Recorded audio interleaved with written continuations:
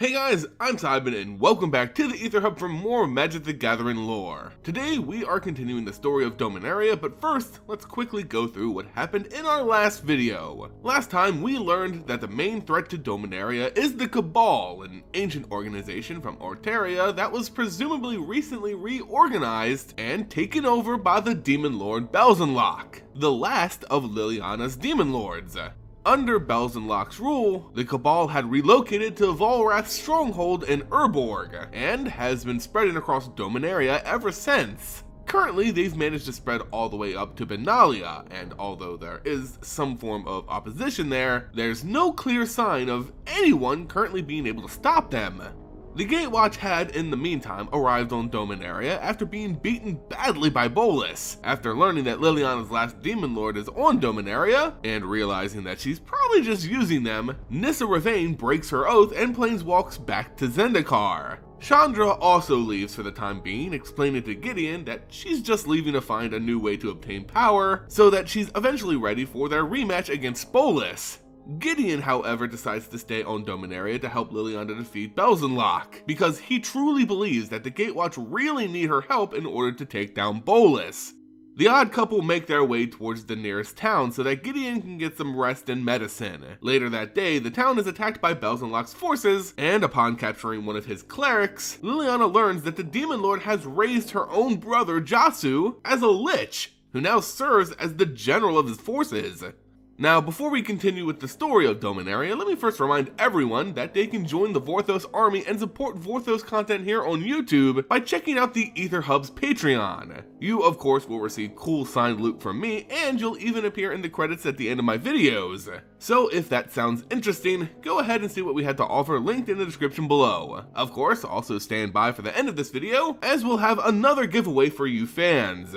And with that, let's get back to the lore. We pick up with Liliana wandering through the morass in search of something, or to put it better, someone. You see, the story takes place in the land of Vess, Liliana's ancestral home, and it's here in these very marshlands that she had first met the entity known as the Raven Man. For those who don't know, the Raven Man is the only given name to a mysterious character who at times appears to Liliana to give her advice or to persuade her to do or not do something. The first time that we saw the Raven Man was in, now discontinued, line of webcomics produced by Wizards of the Coast themselves. These comics came in 3 parts, each part usually being released somewhere around the release time of each set in a block, and they were actually the means of telling the story back then. One of these comics told the story of the Raven Man, and how he was connected to Liliana's ascension into a planeswalker. The comic is called The Raven's Eye, and you can find the whole thing linked in the description down below. So many years ago, before the Mending, Liliana lived the luxurious life of a daughter of the ruling house of Vess, when her brother, Josu, fell ill to a mysterious disease after coming into contact with a mage blade. Who or why anyone wanted to hurt Josu, we don't exactly know. All that we're told is that the Vess family had some powerful enemies, like every family in power does, and we can presume that a war between them and this mysterious enemy was going on. In order to save her brother, Liliana is tasked to fetch some healing herbs from the Caligo Forest, which is now known as the Caligo Morass. It's there that she first encounters the Raven Man. He appears to her as an older individual with golden eyes, who informs her that the forest is not safe because of the enemies of her father. Liliana insists that she must find the Isis root, the only herb that can save her brother's life, but the Raven Man tells her that the Skin Witches have burned down the grove, and that the root is no more. Luckily for her, he just so happens to be a supporter of her father, General Vess, and just so happens to have a bottle of magical cure that can save her brother's life. Too good to be true, right? He also tells her that her keepers, the medical staff who is watching over her brother, are going to protest against her using this medicine, but she must resist them. She must give it to Josu so that he survives and becomes the next ruler of Vess.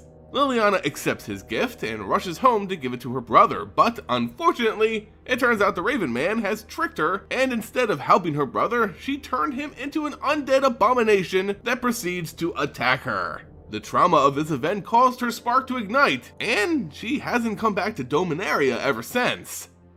Now, after all these decades, Liliana finds herself standing in the same forest, now a marsh, confronting the Raven Man once more. She asks him, was her brother being raised by Belzenlok his doing? And surprisingly, he immediately confirms this, not trying to deny it at all. Liliana, clearly upset, something the Raven Man finds amusing, dares not confront him in direct combat because she has no idea what he actually is, thinking he can be anything from a planeswalker to an elder dragon disguised as a human. The Raven Man tells her that what is done, that he can't reverse Josu's fate, that she should have listened to him and obeyed him back on Innistrad when he commanded her to kill Jace, and later to flee from Emrakul. As punishment for her disobedience, Josu was turned into a Lich by Belzenlok. Liliana is reasonably furious at him, almost to the point of breaking into tears, and she insists to know why he's torturing her. Why did he trick her when all she wanted to do was help her brother? Was it to have her spark ignite? If so, for what purpose? Just as things are about to get interesting, the Raven Man, in typical fashion, disappears, leaving Liliana alone in the middle of the marsh. On her way back to town, she realizes that raising Josu was just a part of Belzenlok's more complex plan. The Demon Lord knew that Liliana had the Chain Veil. The Raven Man must have informed him about that, so he knew that she would have to use the powerful artifact against Josu. In using the powers of the Veil to unmake Josu, it would leave her too weak to use the Veil again to vanquish the Demon Lord. That is quite a clever plan, I must say, and I find myself liking this demon more and more. Regardless, Liliana already made her choice. She was going to use the Chain Veil to vanquish Josu, finally laying her brother to rest, and she'll find another way to destroy Belzenlok. But in order to deal with her brother, she first had to travel back to Vess Manor, the place where he was originally transformed into a Lich, because only there will the spell of unmaking actually work. It was dawn when she came back to town looking for Gideon. She didn't know how to explain to him where she had gone and what was going on, but after being confronted by him about her nightly escapades, Liliana chose to tell him the truth. She told him all about how she was tricked into turning her brother into an undead monster, how that event caused her spark to ignite, and how, most importantly, Belzenlok had turned her brother into a Lich and is now using him as the general of his armies here in Caligo. She was sure that Gideon would leave her right there and then, but she obviously doesn't know him very well. No, Gideon chose to stay and help her, despite her admitting to him that she'll have to use the Veil to unmake Josu, and that will force him to find another way to beat Belzenlok. Lastly, she told him that they need to find a way to lure Josu to Vess Manor because only there, where he was made into a Lich, could he be unmade. Fear not, Gideon always has a plan. As the two made their way through the morass, Gideon informed Liliana that the Cabal had faced some opposition from the Benalish force. Although the Cabal was ultimately victorious, the Benalish force was scattered throughout the morass, with a handful of them making their way back to town, and Gideon had planned to regroup them so they can serve as a distraction that Liliana needs to lure Josu away from his forces. Liliana was skeptical at first, but Gideon somehow managed to strike a deal with Rael, the battle angel and protector of Caligo, who led the Benalish forces in the morass. They will serve as a distraction while Liliana unmakes her brother. Later that day, the Benalish forces, led by Liliana, the Angel Rael, and Gideon, had gathered near the Vess Manor. The plan was simple. Gideon will distract the forces surrounding Josu while Liliana lures him into Vess Manor to unmake him. There was just a small problem with that. Well, two problems actually. Josu had a servant, a powerful creature known as a Dreadshade, that has the power to enlarge itself, or shrink itself, to a much smaller size so it can infiltrate the bodies of its enemies.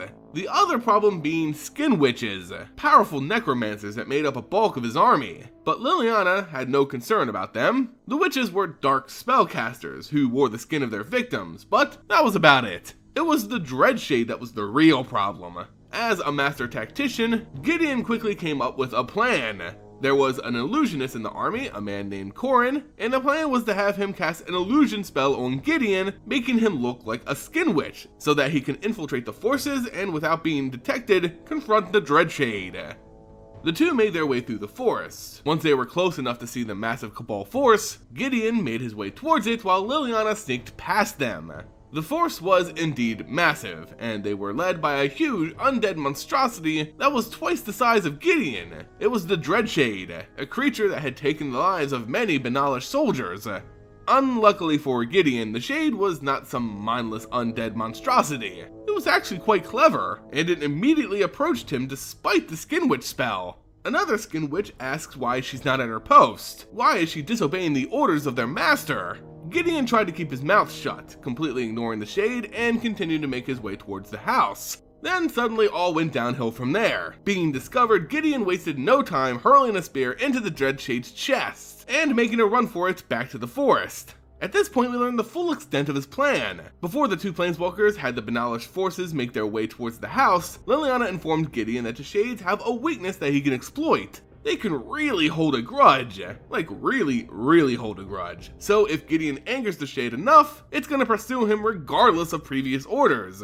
By angering it, he had essentially removed the greatest threat to the Benalish forces, allowing them to launch an attack.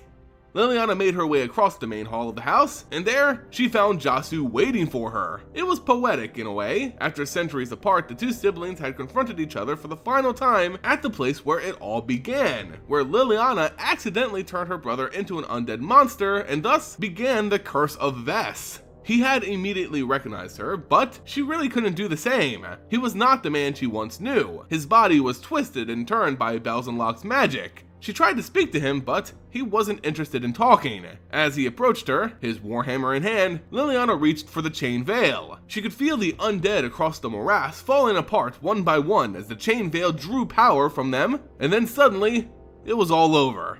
When Liliana came to, she found herself severely weakened. The demon's hold over this house was gone, and the manor was nothing more than a pile of ruin. She didn't know for how long she was out, but the battle outside was over, and the Angel Ral, Gideon, and the Benalish forces had made their way into the house. What remained of her brother had laid on the ground in front of her. He was still there, mentally, but she knew that his presence was just temporary. In a moment, he'll be gone forever, so this was her last chance to make peace with him. Unfortunately, Josu wasn't in a peaceful mood. He told her that all of this had happened because of her, that she was the Curse of Vess. When she fled, he killed their father and almost everyone else in the manor. Their mother took their sisters and ran away. They spent the last of their days looking for a cure for Josu, until the journey ultimately killed them. Others had tried to lay him to rest, but all of them had failed, and it was all her fault. He once again told her that she was the Curse of Vess, and with those words, he was gone forever. She fell to her knees, reeling in pain. Her family was gone, her brother was gone, this land was gone, and it was all because of her. But all she did was make a simple mistake. It was an accident. She couldn't have known that the Raven Man was going to trick her. Gideon went to confront her, but she managed to somehow steel herself. She might be weakened now, but she will regain her strength, and she will make Belzenlok pay for all that he's done to her. If she's to be a curse, then fine, but she's going to be his curse.